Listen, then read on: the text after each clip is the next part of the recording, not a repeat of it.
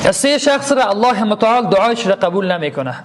یعنی الله متعال در قرآن کریم وعده کرده ادعونی استجیب لکم، شما مرا طلب بکنین من اجابت میکنم. یعنی الله متعال دعای انسان را قبول میکنه، اما سه چیز باعث میشه، علت میشه که دعا را الله نمیپذیره. پیغمبر صلی الله علیه و سلم میفرماید اول کسی که دعایش قبول نمیشه غافل هست. کسی که قلبش غافل باشه دعایش قبول نمیشه. پس وقتی که میخواهی دعا بکنی از الله این توقع داری که بپذیره، قلبا و روحا دعا بکن.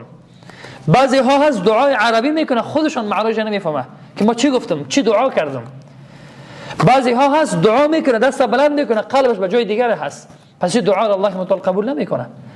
با قلب، با زبان، با تمام جوارح دست را بلند بکن و آن چیزی که میگی بفهم. اگر دعای عربی میکنی باید معنیش رو بفهمی، یا معنا هر زبانی که دعا میکنی که خودت بفهمی و قلبا